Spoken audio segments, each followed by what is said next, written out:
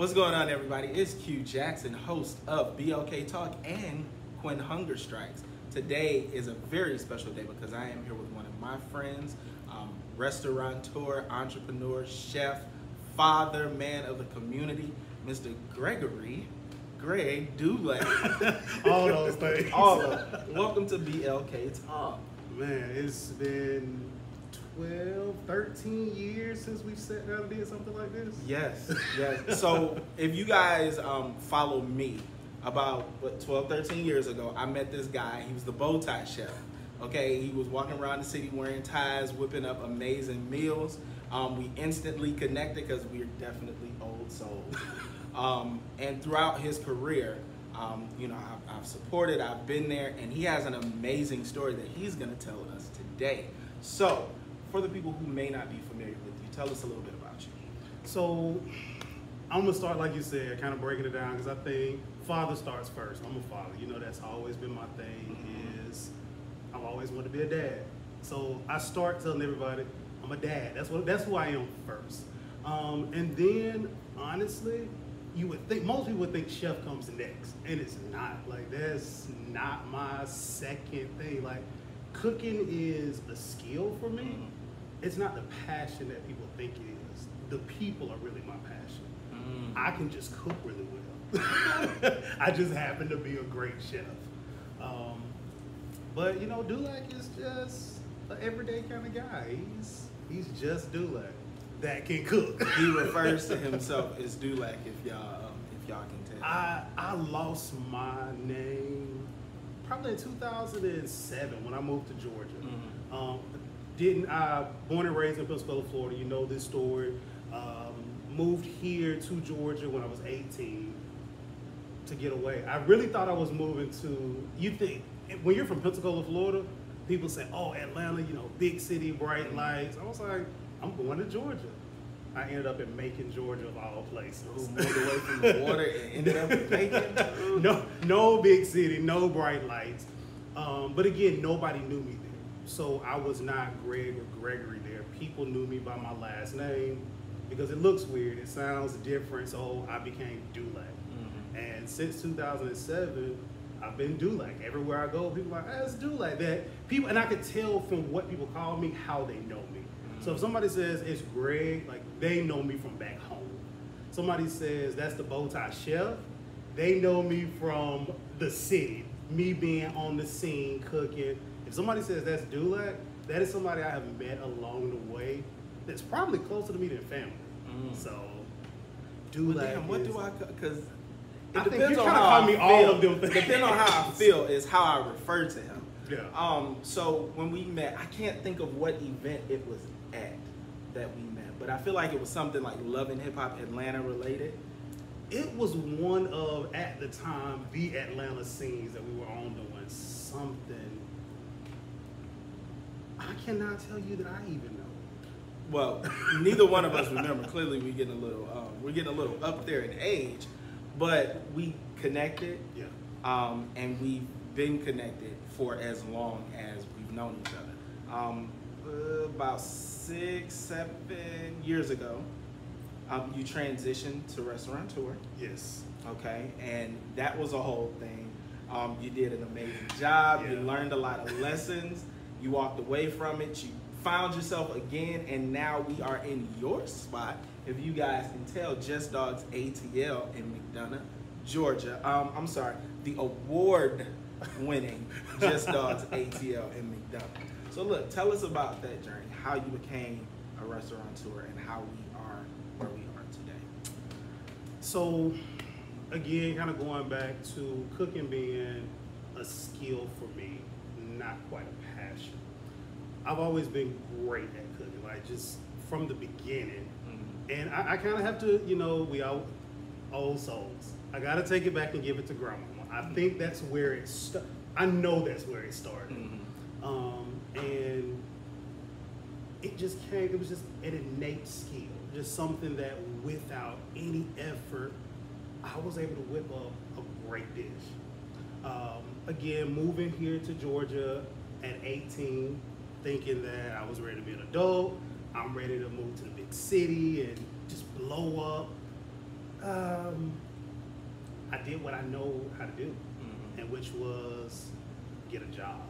Work in corporate America. I wasn't taught that I could own my own business. So working through corporate America, I had enough money to say, you know, I don't want to work anymore. I want to go to culinary school. So I went to culinary school. Shout out to the Art Institute of Atlanta. They have sadly closed, but I just heard that. Listen, I give them now hold on. Do y'all still owe student loan? I'm telling because they're closed. Like they ain't got no. No. They still want their money. They still want their money, and I'm sitting on a heavy one, but I appreciate it. I graduated in 2014 with my degree in restaurant management and culinary arts. And I will say, honestly, man, the Art Institute set me up for success. I left Art Institute, following my capstone project with a business plan that literally set me up to walk right into the bank, get a loan, and start my first business. Did I have the knowledge that I should have had to make sure I was getting the right loan and doing everything the right way? Absolutely not. But that's for a later story. I started in 2015. I had the opportunity to purchase my first restaurant.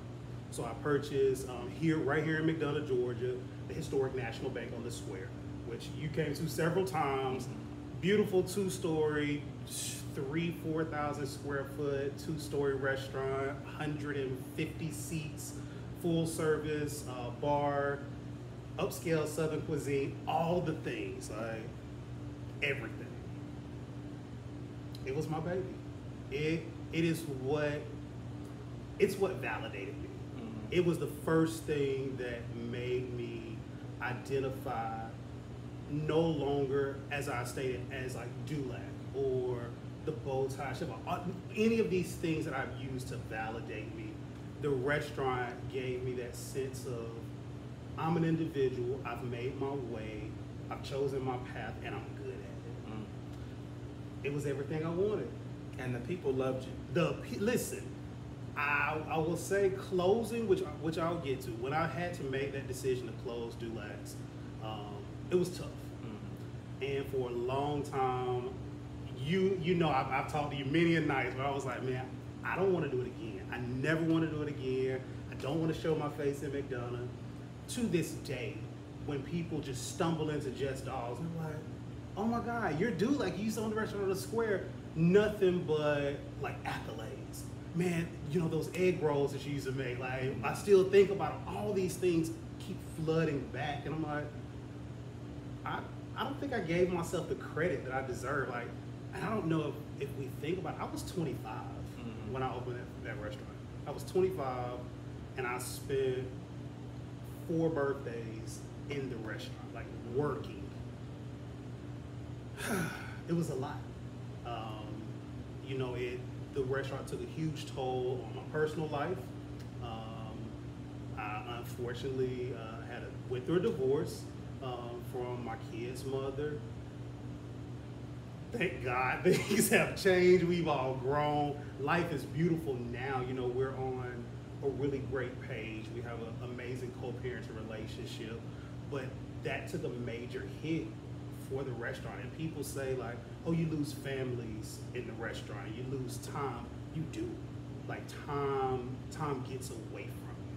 There are times that I think back to, do I remember anything from my personal life during the 4 years I was on the Square? I don't.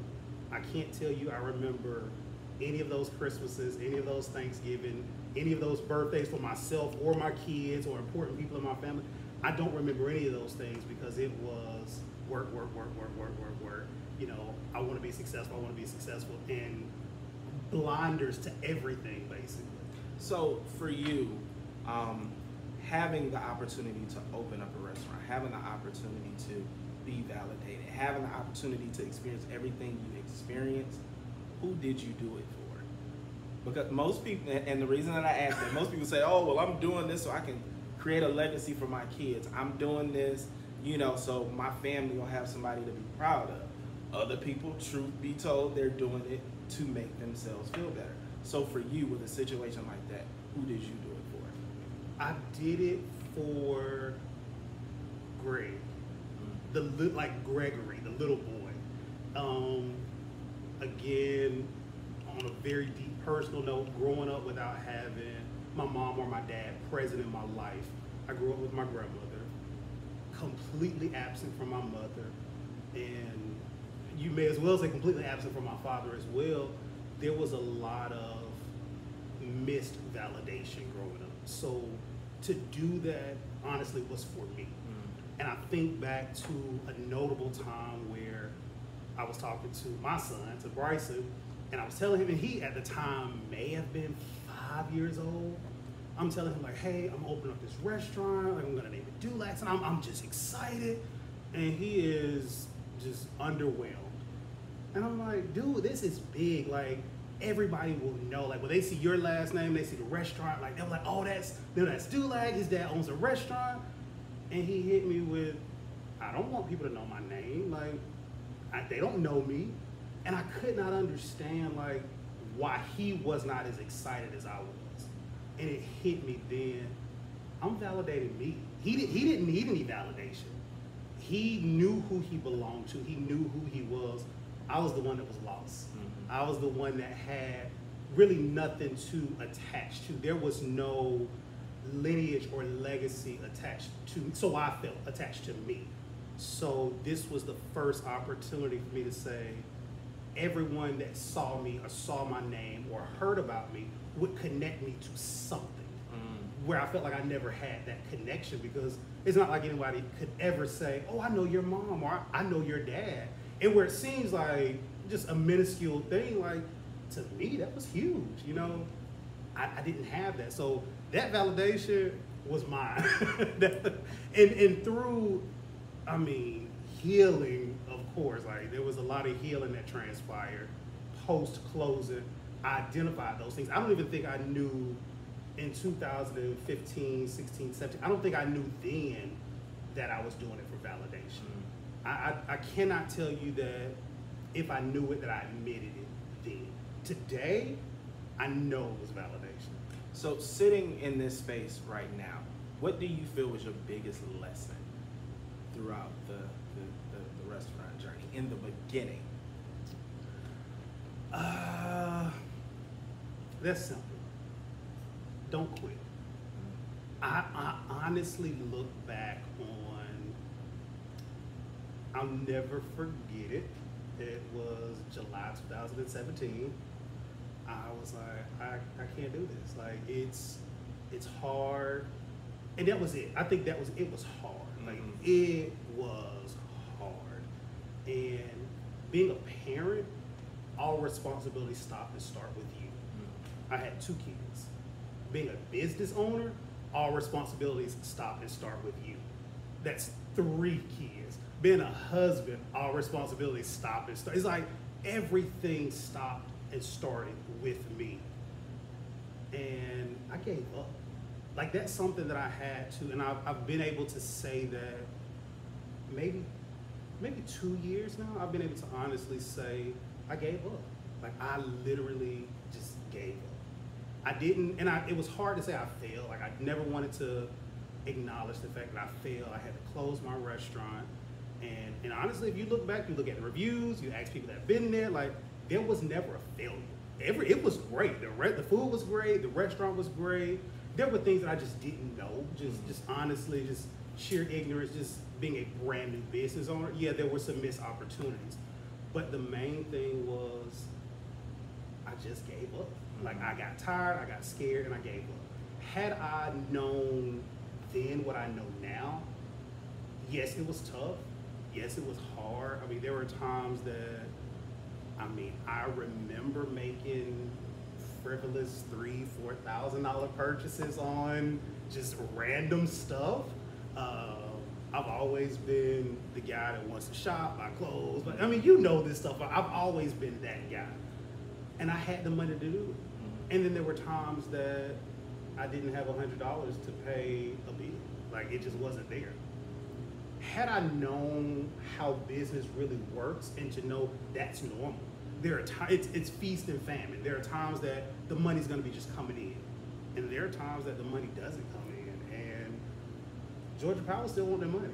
Every they still want their single money. month. And you know, where maybe I made $3,000 last week, and this week it rained all week because we're in Georgia. You know, it snows, it rains, it's sunny. Maybe people didn't come out, and I'm like, oh man, like they hate the restaurant. Nobody's coming. We hadn't seen any customers. Oh, it's slow. I didn't put up for a rainy day to. I mean, when I was high, I was high, and when I was low, I was low. Now, speaking about the ranges in business, those also kind of mimic the range in a lot of people's emotions. Because when your business is doing well, you're feeling like you're on top of the world. When your business is low, you're feeling like you're a failure. So, of course, that's something that will play on your mental health. So, therapy. Have you been in therapy throughout your business? Like the first business venture, had you ever thought about going to therapy to get through it? No. What made you decide to go? I did not go to therapy until after I closed. Mm-hmm. After I closed, after I tucked my tail, I went into hiding, and it took a long time to, it honestly, it got to a point where I was just tired of feeling depressed and just down. I remember being at work, and I was like, I'm gonna go to therapy. Like I'm just gonna go to therapy. I went the first time, and I was just like, oh, okay. You know, I sit here and I kind of tell people my problems, and then what? It was not until maybe like the second or third go at it that I began to feel things like open up. Mm-hmm. And there were a lot of aha moments. And there were a lot of, dang, had I knew this, then maybe I wouldn't have made more mistakes, but. Now, did you go to the same therapist all the time? Yes. Or did you? Okay. I went, and honestly, I found a therapist, and this was the only, this is the first time I went to therapy, the very first time I went to therapy, and I went in with a mission. Like, I went in, I sat down, and I told her, like, I remember the day it happened. I went in, and she stops at the refrigerator, she grabs a bottle of water, and I'm like, she didn't give me any water. And I instantly went into like this shutdown because I felt like, dang, here's somebody else, like just, like they're not thinking about me. Nobody's thinking of, because had it been me, I would have never grabbed water and not asked her, you want a bottle of water? So the very first session, I didn't say anything. It was not until like this third session, I finally go back and I tell her how I felt. And she was like, you never asked me for a bottle of water. And I'm like, damn, it's that simple. Like, open up your mouth and say what it is that you want. I mean, it was tough. It ain't all your fault, because I mean, if she was taught right then, she would have offered you a bottle of water. That's what I thought. But again, we deal with people that weren't raised how we were raised, that maybe it meant absolutely nothing. And she would have been happy to get me a bottle of water had I asked for it. But did it have to sting as bad as it did when she didn't? That was when I identified, dude, you need help. like you need help. But I was very open and honest with her. I was very transparent, which is why I did not have to look for another therapist. Go back to the question. I was honest with her day one. I said, listen, I'm the guy that will tell you what you want to hear. I need a therapist that's gonna call bullshit. If I say something that doesn't make, can I say beep? You're gonna beep that out. Can I say? Listen, you had to call me on my stuff, because I will tell you what you want to hear to kind of get you off of my case. Mm-hmm. And I knew if I wanted to open up and really heal, I was gonna have to touch those sensitive spots. So I told her, I was like, listen, if it doesn't make sense, call me on it. Mm-hmm. And she did just that. Like, she would bring things up, and I would say, oh, well, it's this. She's like, no. Because if it was this, then this wouldn't have been the case. Or you said this before, so that's not true. And it forced me to kind of go deeper and realize that maybe I'm just telling myself this stuff and it's not really the truth. So I literally only had to have one therapist because she was spot on. Now, the things that you learned throughout your therapy session, how did those things help you get to the point where you were confident enough to get into another business venture? I figured out that I was the problem. I identified that I was the issue.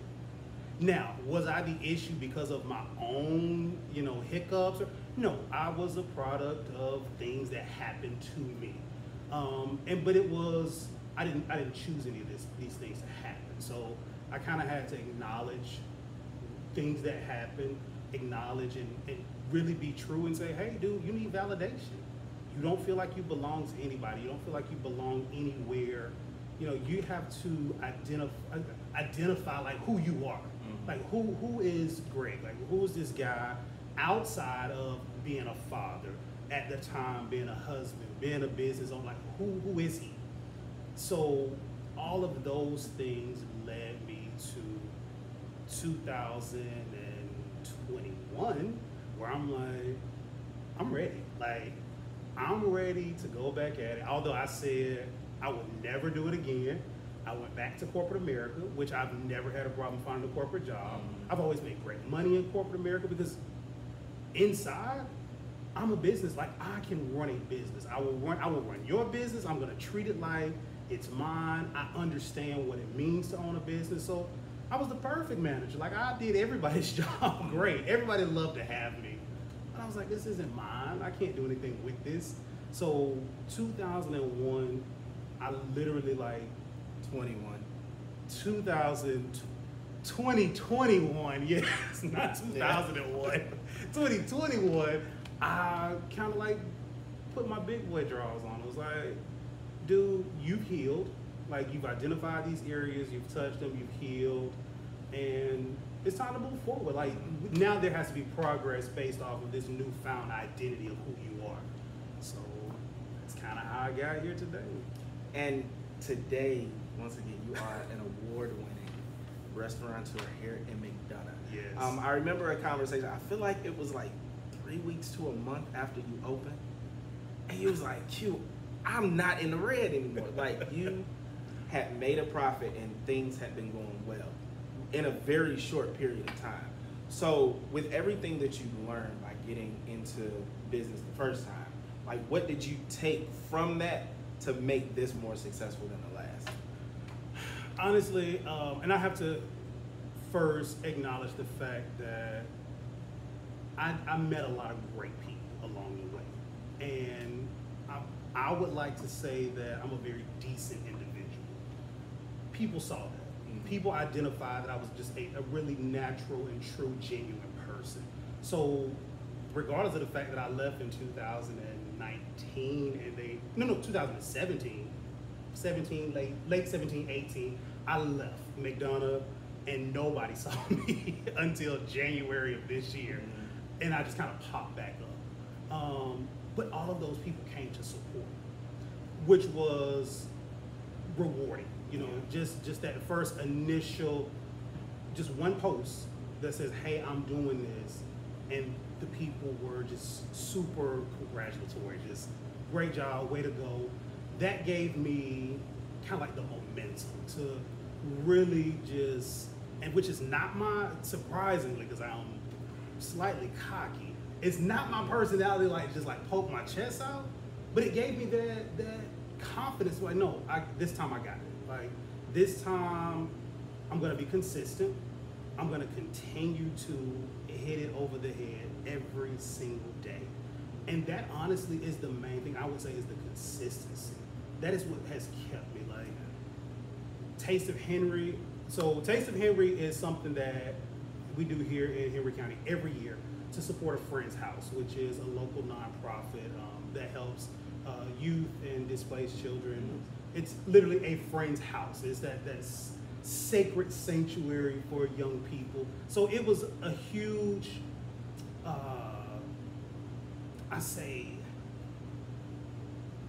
it was touching to me. And I've never admitted it, but because it spoke to who I used to be, that child. And although I've never been homeless, I've been in a place where I felt like I hadn't had anyone. I had no one to turn to. So it was kind of near and dear to me. Deep down inside, I never have admitted it, but that's why I said, you know what? I want to do Taste of Henry. I want to get involved for the main cause, you know, to help raise money for a friend's house. But it was an opportunity for your business to promote, get out, you know, promote, make a name for yourself. And I knew that I wanted to go all in, like 10 toes down, all in, full marketing, just do things that are kind of outside of my norm. Get out in front of people and say like, hey, look at me. I have this new business, come out and visit. That's not my personality. I like to kind of be low key and just, people hear about it and say, oh, it's good, and then they come and try it. We went out, just all out. Never once did I think that an award was coming out of it. So, you know, I'm going up to the stage to celebrate some of my other friends that I know that own businesses that I kind of had an idea. They were really good. They really pulled out some stops. So I'm going up and I'm just congratulating, and they had a few different categories, one of them being Kids' Choice. Mm-hmm. So I was like, okay, so if we don't win Kids' Choice because we're a hot dog spot, then I'm probably out. We didn't win Kids' Choice. So then they were like, there's a newbie, kind of like new kid on the block, new business. I was like, okay, so maybe we'll win this. Like if we were to win something, that would be it. We didn't win that award. So at this point, I'm cool. I'm just congratulating everybody else that won. And then the last award of the night is Judge's Choice. So this is this prestige award where the judges have tasted all the food, they're coming out, they're casting their votes, and Just Dogs ATL is announced. I'm still like, what? Not once did I. So it's like, once again, it was that validation of right place, right time, and it just feels good. So do you feel like it was just the food, or do you feel like it was the experience that you brought to the tape, brought to the judges? I don't know. I would like to think that, and I don't know. I don't want to say, because I don't want to then make it seem like maybe, because I don't know what they were judging on. So if Judge's Choice was just based off taste, then it was based off taste. But guys, it's all of them, because when you come, you get amazing food and you get an awesome experience. Visit Just Dogs ATL, located at 1059 Meredith Park Drive, Georgia. Like, for real. So look, you showed up for yourself. You put your big boy drawers on, like you said, and you started this new business. McDonough came out to support. Henry showed that they loved what you had to offer. Now the kids. How are the kids feeling about this new venture? They're older now. They understand a little more. Yes. So now my youngest is 10. My oldest is 13. So, and they're, I mean, super intelligent kids. You know these guys. So it's like, it has made sense to them for a while. Mm-hmm. They actually they wanted me to get back in it long before I was ready to get back in it. I mean, now how long after you closed the other restaurant did they like tell you that, Pop, you need to? It may have been close to like 3-4 years. Once they were old enough to kind of understand what was going on, what happened. I don't think they knew at that age that I had quit my job and started a business. I don't think they understood that. Crazy enough today, because that is what they have seen, it is almost second nature to them that, okay, you own a business and you don't work a 9 to 5. Which is, again, like I said, that's something that I never saw, because I was taught, you go to school, you graduate, you go to college, you get a career, and that you you work can a retire 9 to 5. from. Right. You get your 401k and you retire. My kids will not know that life. My kids will understand that their options. You know, maybe I do want a 9 to 5 corporate career, which is great. Or maybe I want to own my own business, you know? And so, to kind of go back to the question, once they realized what transpired, what was going on, then that's when they understood, like, okay, hey, this was a business that he owned. Like, this was something that belonged to him. I want him to do it again. So now they are huge supporters. Different because, again, they're modern kids, so they don't really show a lot of interest in anything. Do they come? Do they help? Do they sweep? No. Are they in the kitchen? Like no. No. And I mean, again, we're talking 10 and 13, so yeah. I don't know that they're quite old enough. But even where I would think, and it's my brother and I, we talk about it a lot, like, oh, well, you know, if our kids were here at the restaurant picking up trash or doing, and maybe I should have them here trying to teach values, but that's not really. Give me a few more years. Give me at least 3 more years. Let Bryson turn 16, and then let's see when he's the age to work. Because per our conversation, when I said, hey, like, where are you going to work when you turn 16? Work? What do you mean work? Because he's not going to work. Why do I need to work when you work? Exactly. You're doing enough for both of us. But it did surprise me at the taste of Henry. My son, who is very reserved, does not like to be in front of people or talk. He was like, no, like, I'll pass out flyers and I'll promote. Wow. And he did. Like, he walked around and he talked to people. And he was very outside of his element, which shocked me. But it also showed me that, hey, they're down for me. Like, they're going to support me whenever necessary. So in their own way, they support. Now, let's get into Just Dogs ATL. Okay. Today, I had the opportunity to try 3 yes. of the hot, well, I tried a little bit of one, and I'm going to try the rest of it at home. But we have the McDonough dog. So that is our newest hot dog. So this year, the city of McDonough will celebrate its bicentennial, so 200 years. And we were presented with the opportunity to create a dog to commemorate the bicentennial. Now, you know, still chef at heart, like he's still a chef deep down inside. I needed something to make sense. I was like, what represents McDonough? If anybody has been to McDonough, you understand. It is a very charming place. The Southern charm is here. Even with all the growth and everything that happened, it's still very charming and Southern. So I needed something that spoke to like that deep-rooted Southern tradition. I was like, what makes more sense when you talk about like the South and Southern charm? Pimento cheese. Pimento cheese. Like, pimento cheese is what it is. So we created a hot dog that has pimento cheese, chili, onions, and tomatoes.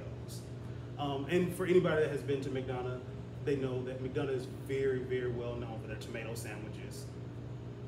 Listen, it's a thing, okay? It's a thing. Real quick, before we get into how, would you just slice a piece of potato and put it on some white bread? Yes, tomato, white bread, mayonnaise. That's it. So if you ever visit McDonough during like the Geranium Festival that Sounds they have, very McDonough-like. You're gonna have a tomato sandwich. I'm sorry, the Geranium Festival. The Geranium Festival. You're gonna have a tomato sandwich. Gotcha. So tomatoes had to be included. So pimento cheese. No, not a BLT. Just a tomato sandwich. Have you had one? Yes, I actually had one at the Taste of Henry. Did you enjoy it? Yes. But I grew up with my grandmother, so I had tomato sandwiches because she grew tomatoes. So now, did your grandmother tomatoes, use salt, mayonnaise or Miracle Whip? No, Blue Plate. Okay. I think Blue Plate is. Okay. Yeah. We grew up on Miracle Whip. No, but that's very interesting. Miracle Whip was only for potato salad. Add that little the tangy zip of Miracle Whip. Yeah. But okay, pimento cheese, chili, tomatoes, and onions. Okay. Now, wow, you gotta have a strong stomach for that one because that sounds very flavorful, but it sounds like it could do a number if your stomach ain't right. Well, listen. We're talking about a good hot dog. Yeah. You'll sacrifice your stomach for good food. I agree. I've done it plenty of time, and I will continue to do it. Now, the second one, the Philly cheesesteak. The Philly cheese dog. Yes. Now, tell us about that one. So, our Philly cheese dog has your sauteed bell peppers, sauteed onions, mustard, mayo, melted provolone cheese on top of the hot dog. Get the mushroom. And mushrooms. Oh, yes, grilled mushrooms. You did say something about it. Yeah. The grilled mushrooms are in there, but I mean, they work.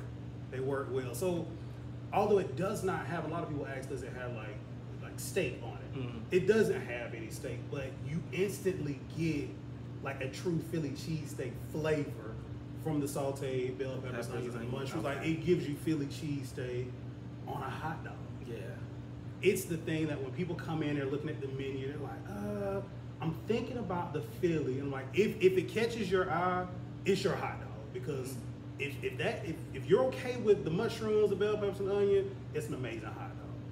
And it is. The Hawaiian dog. The Hawaiian dog is by far my favorite. Now, it is aesthetically appealing. It smells good. Like, the smells just hit you. The barbecue sauce. The red onions, the pineapple, the smoked bacon, like all the things. Never go wrong. You can never bacon and butter or cheese. Like, all of those things happen, and it's my favorite hot dog to me. Really? It is my hands down. What's your favorite to eat? The Chicago dog. Okay. Chicago dog. I had that one today. You had the Chicago dog today. With those glowing relish. Neon relish. Yeah. With the glowing relish. And they taste really, really good. So, I mean, it's just, and people look at it and they're thrown off by the color, but I mean, it's just your sweet. No, it's appealing. Like, if y'all can see this green on this shirt, it's like that. Like, it's true neon green. But it's very tasty. Now, how many items do you guys have on the menu? We have 13 hot dogs. Okay. Now, can people come in? Because now, when I first came in here, now everybody might not be able to do this. Okay. Now, I was able to say, hey, can I get this? Can I get a little bit of this? Now, I was missing Cleveland. And in Cleveland, we have a thing called Polish boys. Yes, there you go. Yes, so I put a little barbecue sauce, a little French fry, a little coleslaw, and it was absolutely amazing. FYI, the French fries are fresh. They are hand cut. Like, those things are absolutely amazing. So yeah, you let me go with my own up. Now, for an extra $5-10, you probably can make your own too. So for those things, honestly, and we do have people come in. This is, and we're noticing this. It's a huge melting pot here in McDonough. So there are a lot of, like when I say our Chicago dog, it's Chicago native approved. We have people from Chicago that like, listen, I know my Chicago dogs. If it does not have the sports peppers, if it doesn't have the poppy seed bun, the celery sauce, all the things, it's not a Chicago dog. Now, sports pepper. What is the difference between a sports pepper and a normal pepper? Because I bit into it today, and I'm thinking like, oh, okay, this is good, and then it hit me right in the throat. Like, what exactly is a sports pepper? So you're gonna put my culinary expertise to the test, and I don't know. So, and honestly, I had to Google it to figure out. So it's not quite as hot as a jalapeno pepper. No, because it's not as mild as a banana pepper. So it's almost not even pickled. Like it has a bite to it. It has a really nice bite. It does. But it's a soft pepper. It's just. Is that the one that they put in the like the stuff that sit on the table in the restaurant? Yeah. Oh my God! Pepper. I just realized that. Same pepper. Now for you, you're back in the game. You're seeming like you're enjoying what you're doing, because when I walked in today, now it was 10 minutes to close, okay, and it's still 15 people in here, and people still coming to try to order. You're smiling, you're greeting the people, you're having conversations with the people. So clearly, it is something that you love. Clearly, the people love what you bring to McDonough, what you bring to Henry County, what you bring to the world. So for you, what do you feel is next? So, I'm torn. We franchise. And this is we might be franchising. I got 5 on it. What's up? Oh, then we ready. We'll talk later. Now we mean 5 with the big boys, right? Not like 500. Oh, but no, I thought you meant like 5,000. Okay, we can do that. That's just like initial investment. Yeah, I might have to call some people, but I got you. But honestly, so and I have to kind of throw this out there. Just Dogs it's not something that I created. So I purchased this business. So Just Dogs was here in McDonough. This would have been their 3rd year in business. I purchased the business from the original owners in January. We rebranded to Just Dogs ATL. We knew that the concept that they had was great, and we wanted to kind of take it to the next level. So that business idea of going into an existing business, buying them, and then like really building that brand, I like that process. And it has stuck with me. Like, it continues to cool. I'm like, that's, you know, that's a niche. Because there are people that, everybody that starts a restaurant that closes is not really because they failed. Again, myself, it could have, I think it went back to me in 2018. Had I had someone that's in my position now to save me then, even if it was, hey, let me just come in and kind of help you get your business on the right track, I don't know if I want that to be my next step, to say, Just Dogs ATL will stay. Like, it will always be a thing. I don't know if my next venture is additional location, or do I go out and I find another business that's saying, hey, I'm done, I'm ready to close the doors. And then we sit and talk to say, well, what plan can we put in place to keep you open, to maybe rebrand, relaunch, and then make you successful? Do I go in and say, hey, you're done, let me pick up where you left off and keep running, maybe I take it that way? So there are a few different avenues that I'm exploring. Like the opportunities are endless. The opportunities are endless. Now, when people think of Just Dogs, what is the thing that you want them to know? And what is the thing that you want them to tell their friends, so that their friends can tell their friends and everybody else can tell their friends, and they can come and you can keep winning awards and you can keep selling these amazing hot dogs? And I like, so there are two things. When people say all the time, oh, well, you should add hamburgers, or you should add, I want to continue to be Just Dogs. I want people to know that they just do hot dogs. And we do hot dogs really, really well. Those are the two things I think we do that. We set that tone. People come in, they say, that was a great hot dog. Or they come in and people say, hey, we heard you guys have the best hot dogs. And that is my coin term. We're the best hot dog in town. And that's what I want everyone, when you think of Georgia, and maybe not anymore, for some, when you think Georgia, you think Atlanta, Varsity, Coca-Cola, the aquarium, those are staple things that come to mind. For whatever reason, if people were visiting McDonough, I want people, and we have, the Speedway, we have, the NASCAR race. People come into town, I want them to think Just Dogs ATL. Like, when I go to McDonough, I gotta get a hot dog because I've heard about their hot dogs. That is what I'm shooting for. I'm shooting for a household name in McDonough. Now, at the moment, tell the people how they can connect with Just Dogs, the address, the website, the Instagram, all that information. So, listen, super simple on all social media platforms, Just Dogs ATL. That's TikTok, Twitter, Instagram, Facebook, any social media outlet that is there, we're on it, Just Dogs ATL. Address here in McDonough is 1059 Meredith Park Drive. That, again, is in McDonough. If anybody's familiar with McDonough, we're in the warehouse district. Past all the warehouses, all the trucks, you'll find us right here. And also, what I want to know, as you grow every day as a man, as you grow every day as a businessman, what is some advice that you can now give to somebody else who was in the position you may have been in 8 years ago? Find you a support system. Find a support system. And when I say support system, somebody that is there for you regardless. When you are, as a business owner, in your feelings and don't want to talk to people, and if you think back, I changed my number, I closed all my social media, and you inbox me, hey, what's going on? Where are you? Find those people. Find the people that will come and find you. If you fall, find those people. You need them. You need people that do not get in their feelings when you don't call them back, you don't respond to their text messages, because sometimes you go through those bouts of business, the ebbs and flows. You gotta have people that... The ebbs and flows. The ebbs and flows of business. You gotta have people that will come and find you. And be like, look, man, get up. Come on, like, no, you can do this.